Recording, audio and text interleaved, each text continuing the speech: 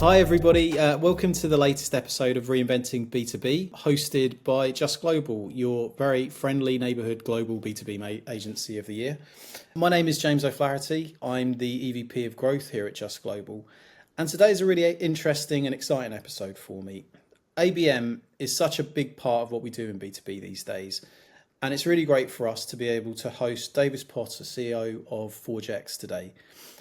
Davis is going to introduce himself at ForgeX in more detail, but one thing I absolutely loved about getting to know him and his team is their passion, their knowledge, and their general kind of excitement. And it's a really powerful combination that I think any B2B marketer will benefit from. So really excited to have this conversation today. Davis, great to have you. Hope you're well. How's everything in ForgeX world today? Hey, James, thanks so much for having me. It is specifically in this year, and as we look forwards, it's been so fascinating. ForgeX, we're a B2B analyst firm, and we really specialize in account-based go-to-market strategies. And when we look at 2024, not only this year, but also beyond, what we're seeing is organizations from 8 million ARR all the way up to 30 plus billion in yearly revenue transform the entirety of their go-to-market teams into adopting and leveraging an account-based go-to-market strategy. That's cool. And we are going to get into the detail of that. But the first thing I wanted to do though is just give you a bit of an opportunity to talk about your background and how you've got to where you are today. I think it would be really interesting to just talk about your experience, if that's okay. For sure. So what kind of helped to shape even our positioning at ForgeX and some of our research, my initial background started off at Pegasystems, joined right as they initially were really developing their first ABM programs. And so had experience on that side. After Pega, went to Google Cloud when they were just initially launching their programs, and so had the view, the lens in the large scale and then massive scale organizations around how ABM is practiced, how it's deployed, what it looks like, what the operational challenges are, and how to scale it.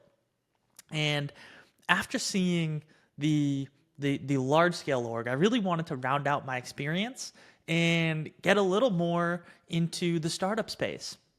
So I went to Scale AI, and at the time they had not raised the massive fundraising round that they just recently did, and they're crushing it.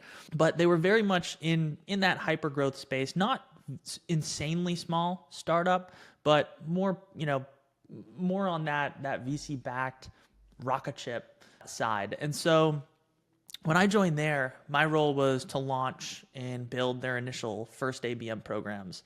So coming from the large organizations and then also seeing, okay, this is how it's deployed there, but in these smaller, more agile, less resource intensive organizations, what is it like to actually launch ABM in this space? And the difference is pretty stark. So this kind of helped to shape, all right, wait a second. When you look in the larger orgs, there are almost this, it's not a club, but it's a group of people who deeply specialize in ABM within large organizations. They tend to go from org to org, like for example, a Microsoft, maybe to Autodesk, maybe to SAP. And then there's also the smaller organization, the VC-backed startup space, or just the startup space in general, where you have all of these practitioners who are leveraging ABM in a different capacity. And you have the large ABM practitioners and then the startup ABM practitioners. And there's no common language between the two. For example, one-to-one ABM is defined differently in a massive org versus the smaller. The deployment models vary. And so one of the things that we're working to do with ForgeX, and this really helped to continue to shape our initial company, was, all right, we need to really establish common ground so everybody can speak apples to apples. We need to unify the entirety of these go-to-market teams across an account-based go-to-market strategy. We're seeing it happen in the small space. We're seeing it happen in the large enterprise space. What is the underlying framework to do so? And that ultimately is a little bit on my background, and then kind of what we're working towards at ForgeX and how that helped to shape our perspective. And now we're really doing a lot of rigorous research behind this. That's great. And look, we're going to get very quickly into ForgeX because I think it's a really interesting concept, and we can talk a little bit about that. I think before we do that, I'd be really interested to get your kind of opinion on the market at the moment. Like, there's so much ABM happening, I think is the easiest way to describe it. Like, instead of starting off with the kind of the not so positive, what about the positives? Like, what are you seeing this year and maybe the last kind of 12, 18 months in terms of the development of how ABM is done and like where it's being done well as well? The first, which is probably my favorite, is it's almost like the market is starting to wake up to the fact that if you go out and buy an 100+ K ABM platform, account-based GTM platform, that's not conducive of an effective strategy. Your technology is not ABM. Your technology is there to help assist, augment your account-based strategy, but it's not the strategy.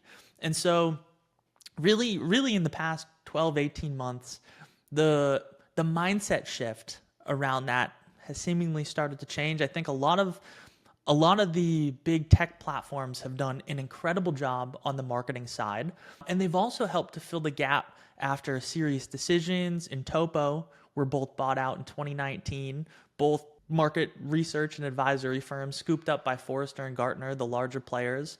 Those larger players, they ended up reducing investment in research within the ABM space. And so a lot of the practitioners were looking to the tech vendors who were filling that research gap. And that kind of helped to create this whole mindset around, okay, if we want to do ABM, we need to go buy a platform. But even the large platforms and the players are pushing this message around, no, do not buy us. Just if you want to do ABM, we help to augment your strategy. It is strategy first, technology second. And even when you talk to some of these platforms, they're having customers churn because they'll buy and then ultimately will think that that investment just in having the technology is going to lead to a successful ABM deployment. It doesn't, and then they churn after a year or 2 years, whichever the initial contract was. And so seeing that whole perception change in the market and across practitioners and leaders, that's been awesome. And we've seen that on the other side of things. We've also seen that in the way that we actually work with those kinds of platforms as well. There's lots more the partner programs and the partnerships and how we work together and what the service models look like.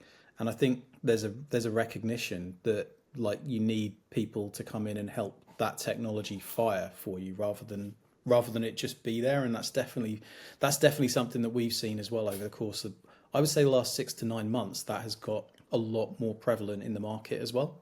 Okay, so like I started with positives, but here comes the English natural negativism into play.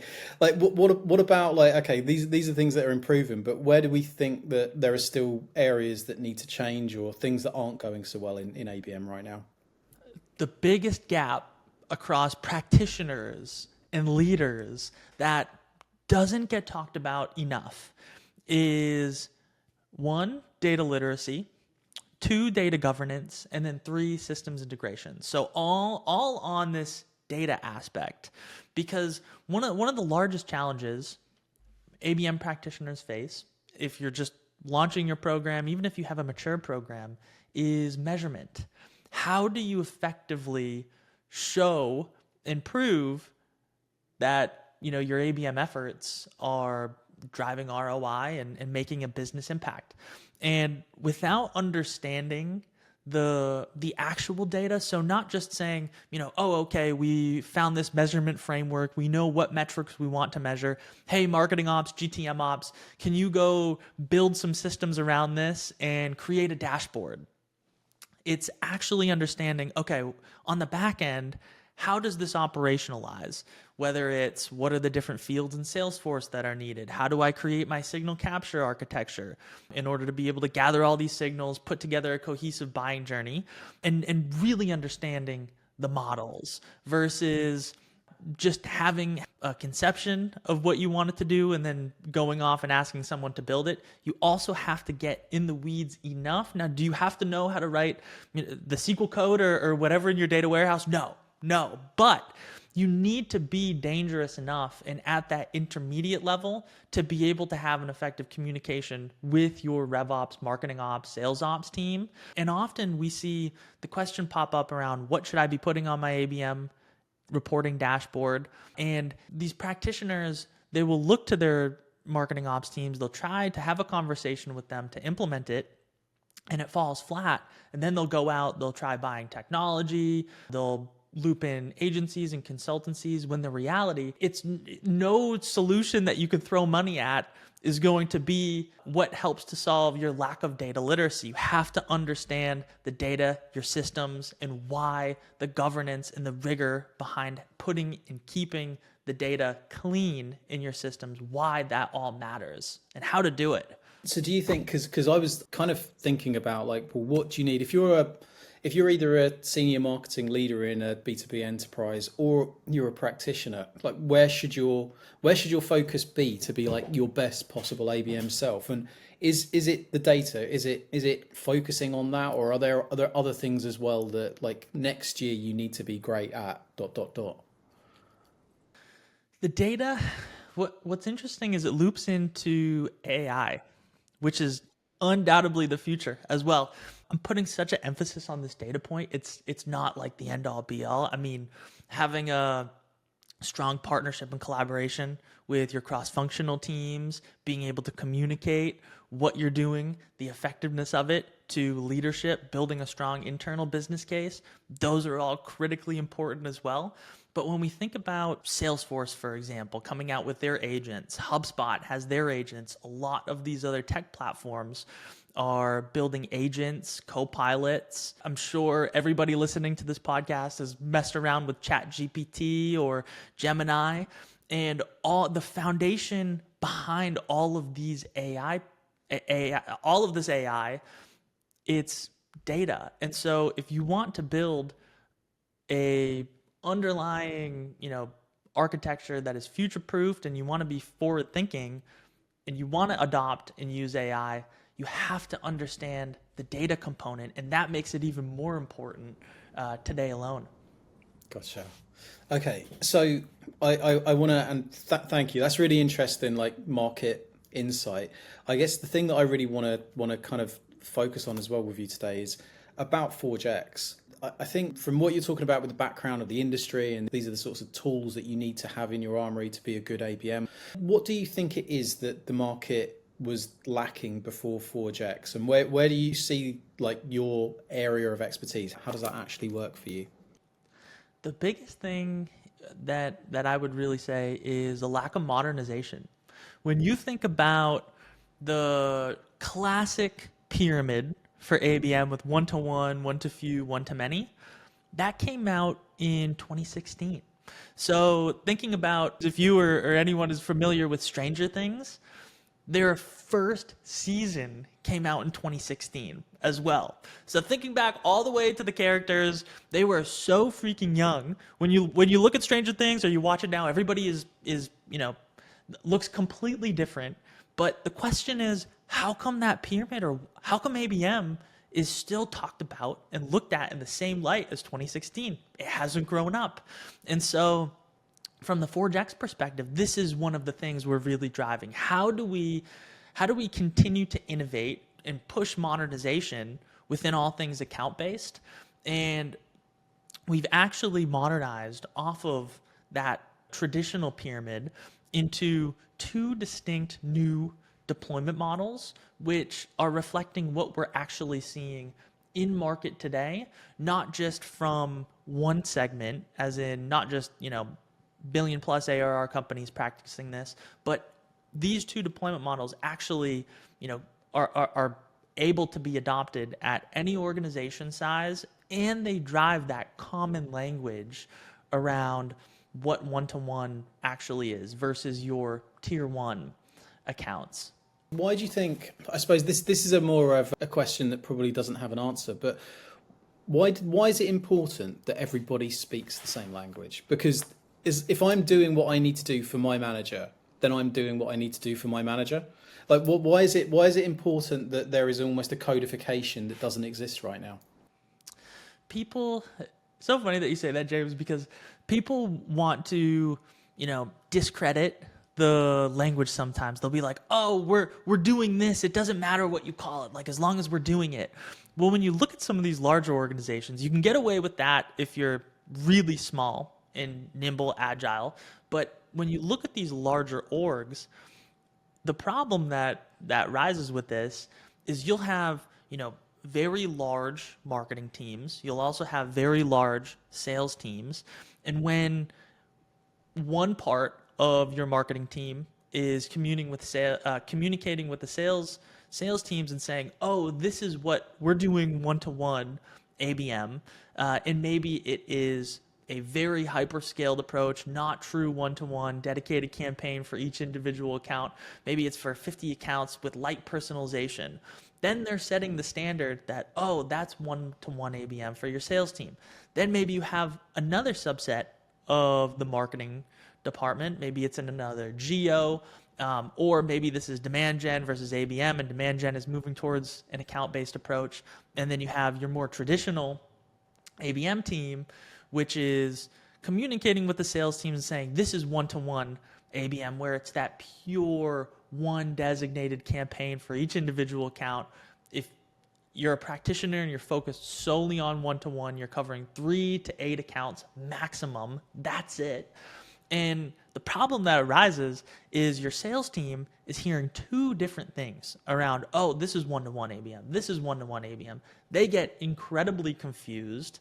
And, your tier one strategy, which maybe has 25, 50 accounts versus that pure one-to-one, they're very different experiences from how you're partnering with the sales team and maybe customer success as well, or other cross-functional partners, how you measure it, what the campaigns look like, what the tactics look like, the depth of personalization, the amount of resources that are deployed per account. They look and feel so different.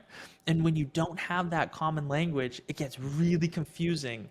And if you're a large organization, you do not need that confusion.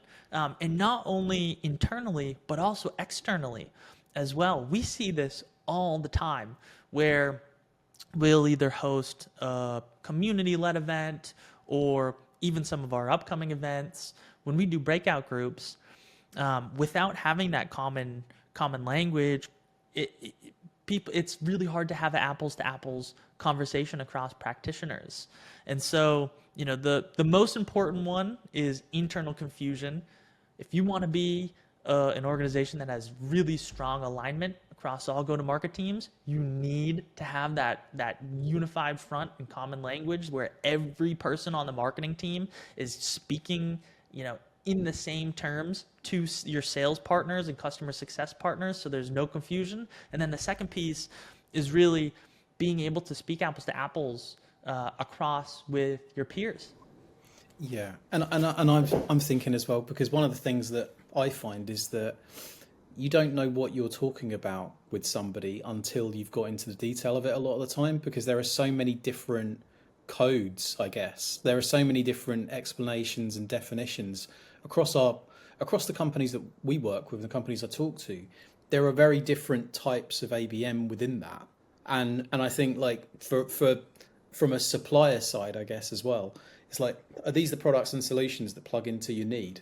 Because a lot of the time it takes 2 or 3 almost discovery conversations to actually get to that point.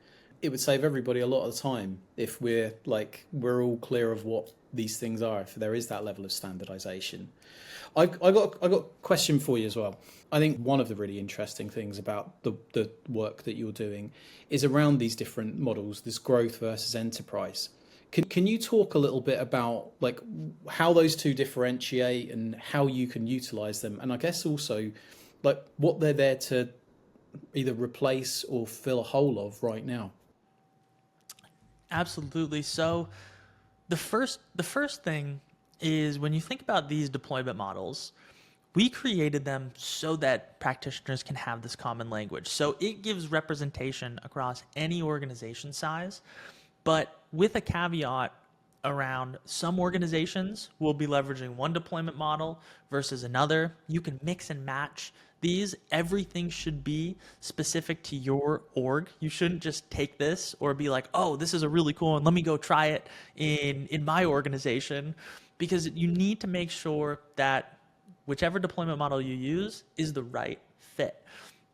So we've broken this out into enterprise ABM and growth ABM. So enterprise ABM, what this includes is one-to-one, which is full dedicated campaign just for one account. So if you're a practitioner and your sole focus is one-to-one, you're covering 3 date accounts maximum. For example, was just having a chat with someone in who's practicing this, and she is covering 4 accounts at the moment. That's it. That is her whole entire role, just to work with these sales partners around these 4 accounts. And she even feels overwhelmed, where a lot of her colleagues are only covering 3. So, that is one example for the one-to-one in enterprise ABM. The next that falls in enterprise ABM as well is one-to-few. So this is your cluster-based approach with clusters of 25 accounts or less. Usually they are clusters of accounts that share the same challenges, are in the same sub-industry, where it would be, not just automotive, but maybe luxury sports cars under automotive, or electric vehicles under automotive. So really getting to the micro segment. So that's enterprise ABM. The second is growth ABM. So when thinking about growth ABM, this is really a one-to-many approach that gives it more guardrails and structure around how you deploy your resources. So growth ABM typically will see 3 tiers. If you don't have enough of a differentiation between your resource deployment, you can definitely go with 2. It has to be 3. So you want to make that custom to your org. But these 3 tiers allow for you to cover hundreds, if not thousands, of accounts.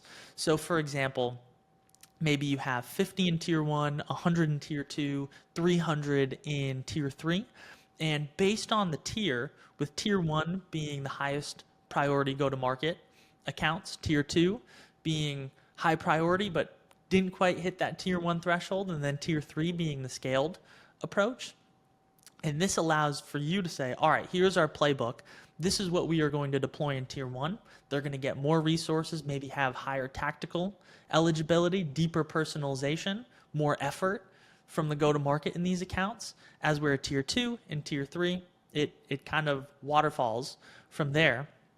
Now, the unique part about this is usually enterprise ABM, we see this deployed in the larger organizations where they have the resources to be able to dedicate a specific practitioner to cover either just one-to-one, just one-to-few, or a mix of one-to-one and one-to-few.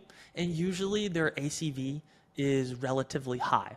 So we say, we see and we say the minimum is 250K ACV.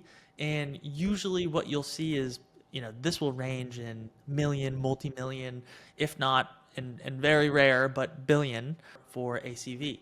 So that's the enterprise ABM side. The growth ABM, this is the underlying deployment model where the majority of orgs are leveraging it. This is what we see the demand gen, integrated marketing, or campaigns teams making the transition to leveraging. And so that really flows in with the enterprise ABM as well, where you'll see the tier 1 and tier 2 accounts in growth ABM. That's where they'll be pulling the enterprise ABM accounts from if they're running both simultaneously. That's cool, and I will also open myself up here. I am actually working on a growth ABM piece for us at the moment, and I find it so much more intuitive in terms of the way to stack your audiences. and it's also really interesting it's interesting to do new things, and that's just kind of one of those other underlying elements that I'm finding with it as well. In terms of kind of, I'm working in a business right now. I'm a marketing director or an ABM director, and I'm in charge of a one-to-many program. Like, where would I start? Where would I go? Okay, we're going to pivot. We think that this is a model that could work for us. What do you need to start with? Where do you need to go to be able to like get the wheels in motion for an approach like this? The first thing is when you think about really narrowing into a more growth ABM approach, how that differs from a traditional lead gen or even demand generation is you're you're reducing the amount of accounts that are covered. And so when doing so, you want to make sure that you're putting your focus on the strongest segments. And this isn't just segments from, a siloed marketing target account list, but really working with your sales, your customer success teams, looping in product marketing as well to define, all right, here are segments. For example, one of the most common that we see is industry. So here are the industries that we want to go after. And then using data, using what you have at your disposal to create a target account list that isn't just firmographic data, but also using engagement, buying intent, all of the different signals that you have to really say, all right, these are the accounts that we want to focus on. These are the segments that we want to focus on. And then prioritize, okay, these are the accounts that will fall in tier 1, 2, 3. Here are our tactics. Let's create a playbook that defines what each tier is going to be allocated from a resourcing and an effort perspective, and then partner with your cross-functional teams to go and deploy it. There you go. There's your steps to a healthier ABM program. As you're talking as well, I'm also thinking about something that we wanted to cover today. I feel like there's a lot of demand and ABM overlap at the minute. Or maybe overlap is the wrong word for it. It's like one is kind of eating the other, depending on who you're talking to. Like somebody is, there's definitely a level of dysfunction, I think, in the stratification of those two types of approaches right now. Like, before we get into the kind of the detail of it, why do you think what the difference was originally, like a demand approach versus an ABM approach? What were the fundamental things that define them as two different types of programs before? So this is definitely one of the more controversial pieces out in the market, because Be controversial. Be controversial. Don't worry. oh yeah, we have a very strong opinion on this at ForgeX as well, as in the traditional lead generation approach, which very much followed serious decisions, demand waterfall, think MQLs, MQL volume. How do we get those, pass them over to the sales teams?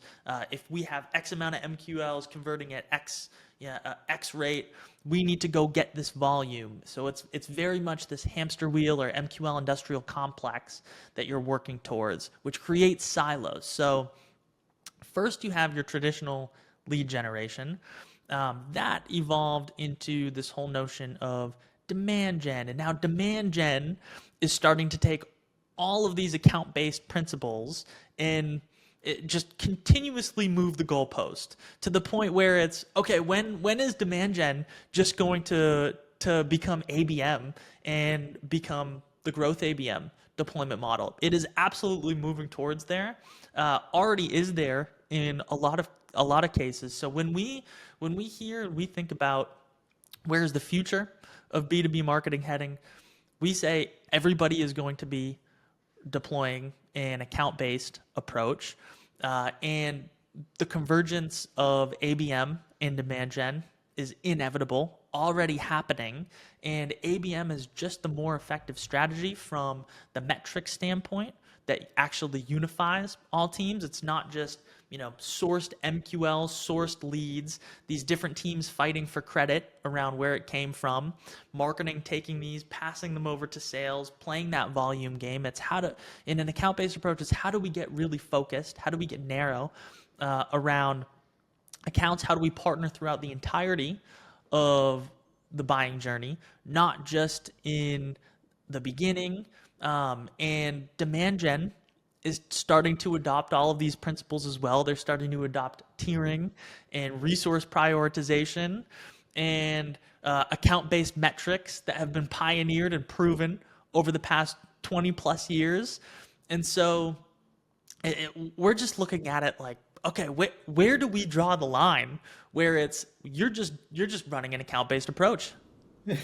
So when does that kind of, I guess, where does that lead to as well? Like, I find anyway, and like this isn't universal, but certainly from my experience, is that you have a very defined set of demand marketers, and over here the ABM teams. Like, how does an organization bring those two groups together? Because it sounds like it's inevitable that they've got to come together. So where do they start doing that? When do they start doing that? What's really cool, and what we're starting to see in organizations who are adopting an account-based go-to-market strategy across the entirety of go-to-market teams, is their demand gen or integrated campaigns, integrated marketing teams are adopting growth ABM. So as they have to get that one-to-many or that scaled approach, they're using the account tiering. They're getting really focused on this is where we're going to place our resources. This is who we're going to target, partnering with the sales team to define this. Usually in growth ABM, they're using technology as well, since they have that scale around, let's say, thousands of accounts, for example. And so how those teams are partnering with the more traditional ABM teams who are doing the one-to-one and one-to-few is the more traditional, or the ones who are practicing enterprise ABM. They're pulling their tier one, or not tier one, they're pulling their one-to-one and one-to-few from growth ABM's tier one and sometimes tier two accounts. So it almost creates this whole entire flow where everyone is unified. You've got, all right, here's our target account universe. These are all the accounts that we plan on covering, because as a go-to-market team, we define this is who we're going to go after this year. We're going to put them into growth ABM. We're going to tier them. And then after that, for our enterprise ABM, or those traditional ABM practitioners, for the one-to-one and one-to-few, we're going to pull the accounts that we pursue from the tier one and tier two. So it's all unified, all cohesive, not just amongst the marketing teams, but amongst the sales teams as well. And one last point here also is when you think about your sales teams, they've been running an account-based approach for years. In marketing, it almost seems like it's just starting to catch up in terms of deployment model, and also getting really focused with the unification of accounts. Because marketing in that traditional lead gen, they'll have a siloed list based on ICP. They'll do their marketing towards it, get their MQLs. They weren't really focused on the overlap and the unification with sales. And now, even when you look at how the sales teams are structured, usually they'll have a strategic team who is really focused on, let's say, for example, multi-million dollar deals. They're covering a few accounts, or maybe even just one. That lines up incredibly well with enterprise ABM. So now you have these marketing practitioners who are almost acting like a small go-to-market pod, where the sales teams are really focused, marketer is really focused, customer success is really focused on, one account or a group of accounts. So you're aligning with how sales had already been structured. They had their strategic, maybe their enterprise, mid-market, and now it's just, okay, strategic, enterprise ABM, and not limited, and even strategic having some growth ABM tier one, depending on what you have from a resource deployment, enterprise, growth ABM, sometimes enterprise ABM. So just aligning all of the teams from the marketing side, customer success, and sales around these are the accounts we're going to go after. This is who we're going to prioritize more effort and resources into, versus everyone being so siloed and having this resource waste that occurs. And just like that, you've solved organizational dysfunction in every major B2B enterprise just by those stages. And It sounds so straightforward, but I know it isn't. But I think that like the basic premise of everything makes a lot of sense. I guess my thought kind of goes to, where you know that there are like the joins aren't perfect in a lot of these organizations, and the data, going all the way back to the data, it's like how that data goes from one part of a business to another. Though those kinds of things feel like fairly fundamental issues that I don't necessarily think a lot of B2B enterprises have actually got a good answer for at the moment. I don't know if that's overly pessimistic, but I just seeing it, I just don't see it as kind of, that's not something that they've actually got resolved right now. Completely agree. And I think one of the biggest challenges behind this too is you have serious decisions, or now Forrester's B2B revenue waterfall, which was the underlying unified data model that all these companies were using. And nobody has created one for ABM, or an account-based go-to-market approach. And this is something we're going to be formally releasing in 2025, but actually having some standard metrics, standard definitions, and some structure behind metrics, journey stages, how you capture and model your signals. And it's just, this is something that Sixth Sense has their own, Demand Base has their own, Terminus has their own. All of these consultancies, agencies, internal teams, they all build their own. Now there has to be some customization, but there's nothing in the market that is unifying all of these teams. So everybody's looking around and trying to figure out, how do we properly structure this?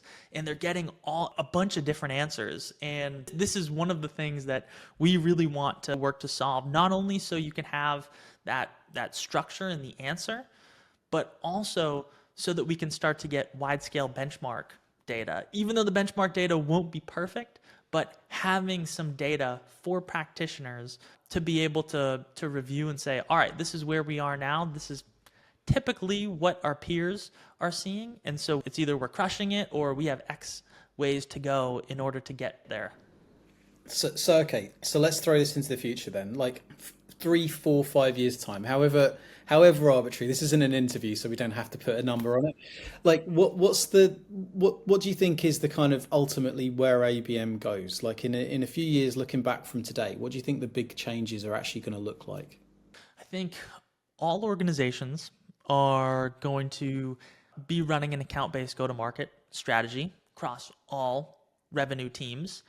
We are going to be agent managers, where these AI agents in our tools are doing a lot of the automation for us. For example, choosing your target account lists. We're going to have AI agents building first passes of these that are incredibly strong, using all of the signals that we're able to capture, not only from quantitative but qualitative, in terms of, our sales teams and marketers are going to be able to give their input. They'll formulate these really great and robust target account lists. Humanization as well is going to be another big one. Personalization, you're already starting to see it with these AI SDRs, where personalization is almost becoming cheap.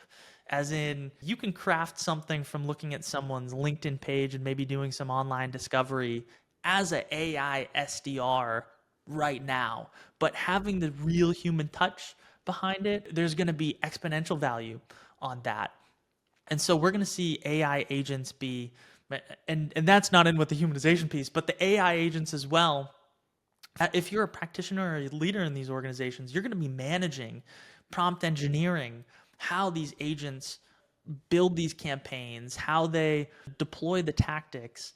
And so it's going to become a lot more of a agent manager style role, along with, okay, how do we bring all these teams together? If we have these agents who are working for us, how do we unify the agents, have proper prompt engineering and structures behind it, refining all of that, and then adding the human touch as well. So in 5 years from now, and this might be a little ambitious too on the AI front, but when you just look at the market and you look at what Salesforce is doing, look at what HubSpot's doing, look at the progress that's already being made, a lot of this stuff that feels so futuristic and like it can't be happening now, you can build it if you spend the time and you know the systems to leverage. So the landscape is going to look a lot different in the next 5 years. There's a lot to look forward to there and a lot to prepare for. Davis, thank you so much. I really enjoyed this and I really appreciate the time. And I think it's a really interesting kind of pitch, I guess, that ForgeX have about how the future of ABM evolves. So look, thank you so much for your time. We really appreciate it. Thanks so much for having me on today, James. You got it. And thank you for listening as well. Continue to subscribe to Reinventing B2B on all of the locations, Spotify, on our website, and a whole bunch of other places where you can subscribe to it. We look forward to seeing you again for the next episode. Thank you very much, everybody.